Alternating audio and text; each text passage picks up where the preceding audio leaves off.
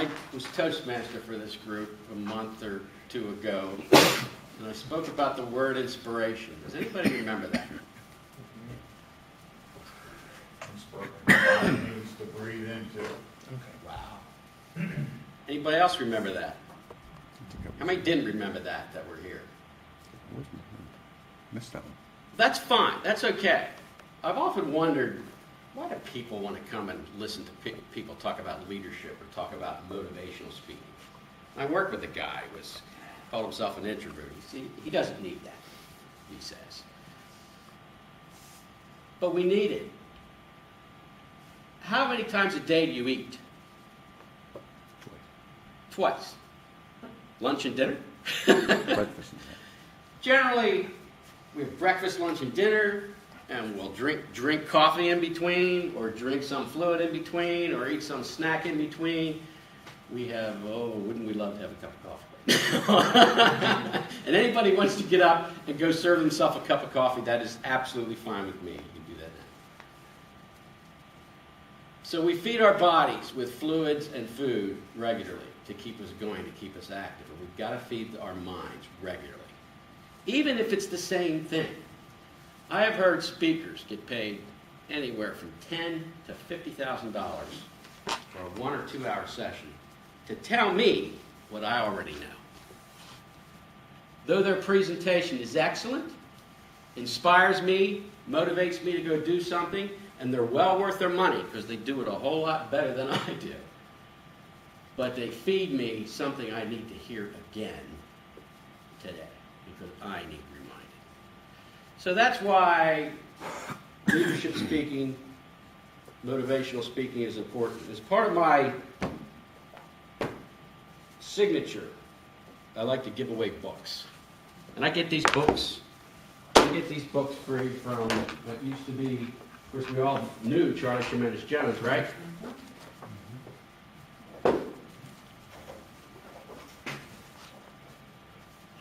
Which is now no longer executive books, but tremendous life books. And I get these books for free. Now, the last thing some of us need is what? Another book to read. But if you read chapter 1, that's where I got the idea about inspiration, which has affected me deeply, such that I've been sharing it with person after person after person in my networking, to be able to inspire someone to breathe life into. That chapter 1, the man said in there,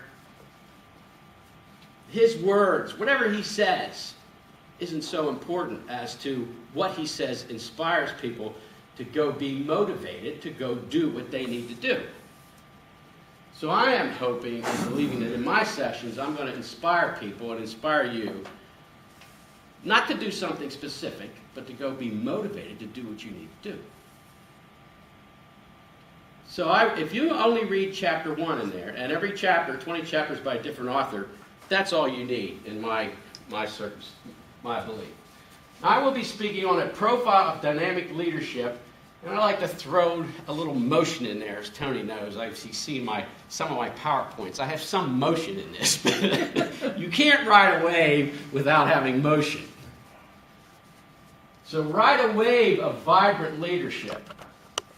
And I'm introducing Barbush Enterprise, which currently consists of 2 components. My side of the house, which I call it Catch a Wave, because my first presentation was ride a wave to a transformed atmosphere and do something different. And I used the Beach Boys, Catch a Wave, and I had the theme song and the whole bit. So I'm a speaker in leadership development. And my wife is an artist. That's the other side of the house. Art Start. She teaches young children art. She does classes in homes. She has classes right now that range from 5 to 6 students. Young children learning art, which is awesome. I heard a speaker, an artist once say, if you ask a young child if they can draw, they'll say yes. If you ask an adult if they can draw, they'll probably say no. So kids, she is really bringing out talents that they have. Catch your wave. And this is the wave I've been riding, a wave to a transformed atmosphere. And I believe that, I know since 2005 when I started speaking and I did my first presentation, that one on Ride a Wave, my life has changed tremendously. Because of a lot of things. Because of Toastmasters. Huh? My own searching, my own reading of books, reading one word, inspired to breathe life into. That kind of a phrase just basically turns me on to get me motivated. Now, what credentials do I have? I'm a Bachelor of Science in Civil Engineering. Okay? We have at least one engineer. Am I Dr. Barbush? No. And am I John Maxwell, who gets paid whatever, tens of thousands of dollars? No. Am I, give me another famous speaker. Anybody? Zig Ziglar. Zig Ziglar? Well known, written a whole lot of books? No. But it kind of relates to what you were talking about in your table topics. It relates to A. So what are my credentials? What's my credibility here? Well, I went to what I believe is one of the best universities around.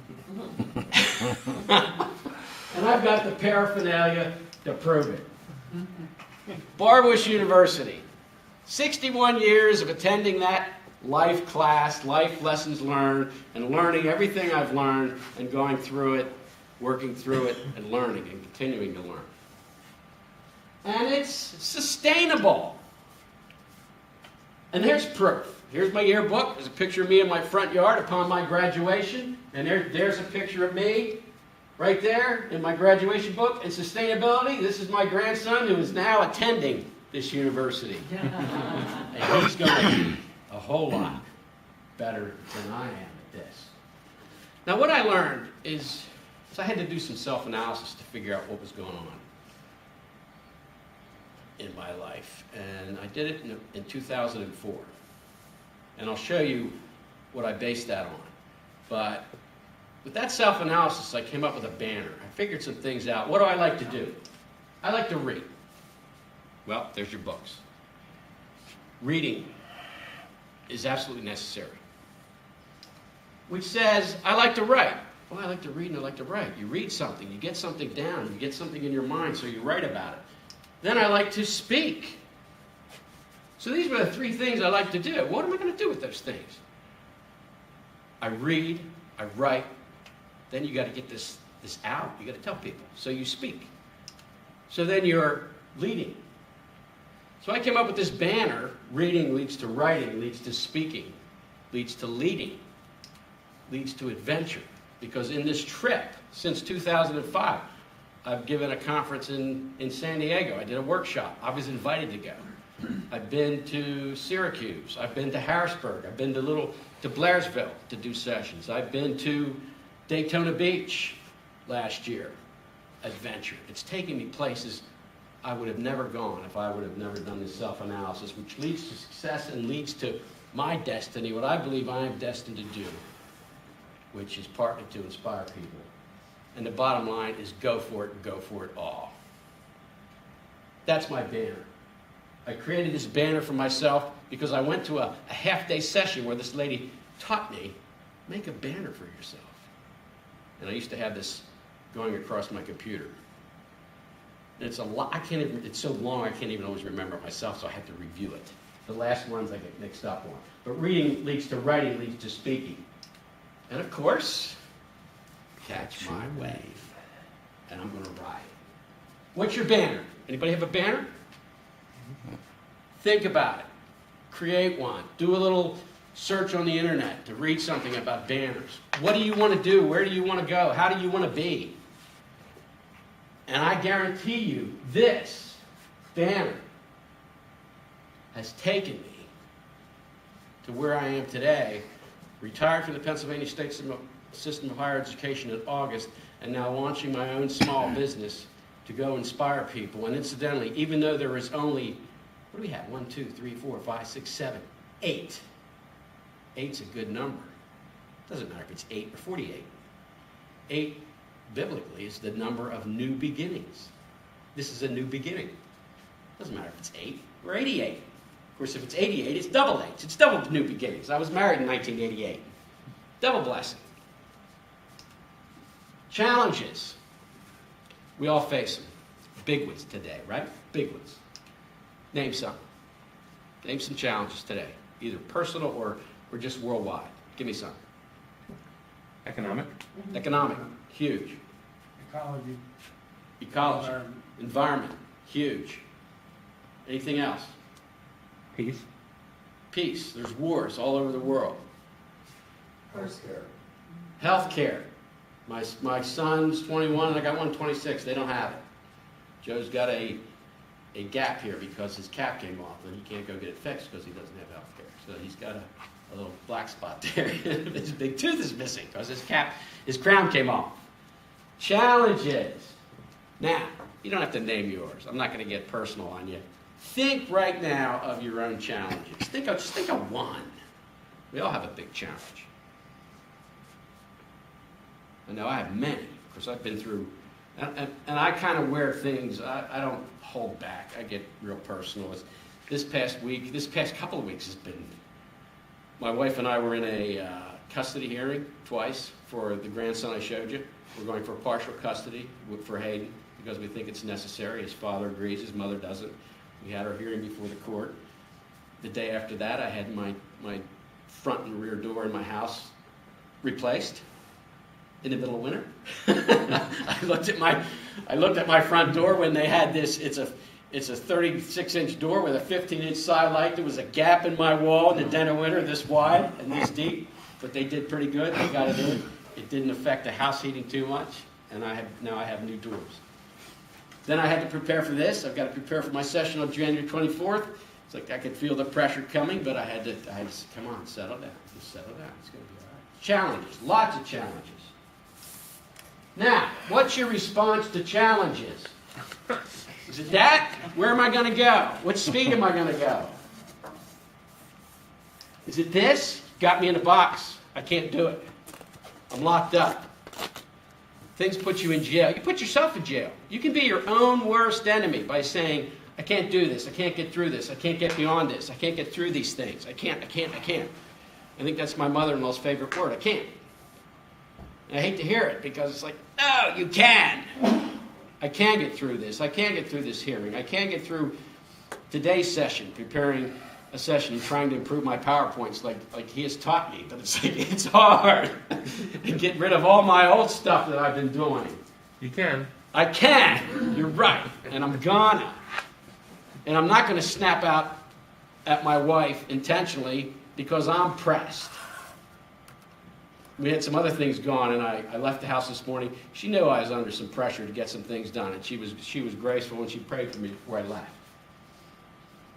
Another good book I read, Cabot Robert, A Simple 6-Step Plan That Works. It's got a quote in there. The world is a looking glass and gives back to everyone a reflection of his own attitude.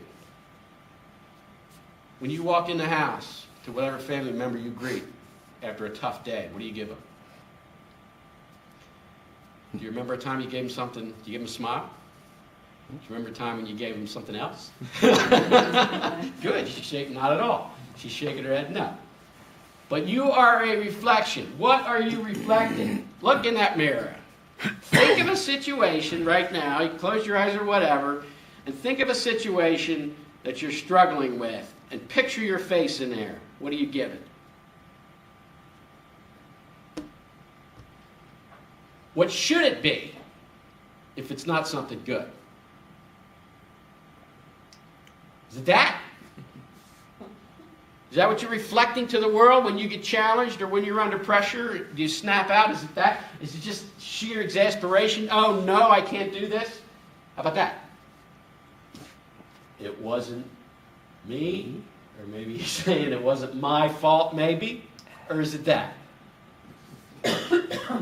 Just chilling, man. Or, what am I putting off? What am I reflecting? I'm riding away. I'm going to ride the wave. I'm not perfect. And you go back to Barbush University, I'm just an average Joe. I'm not Dr. Maxwell. But I've learned through all the things that I've done that and read and things to do to improve myself and to press on.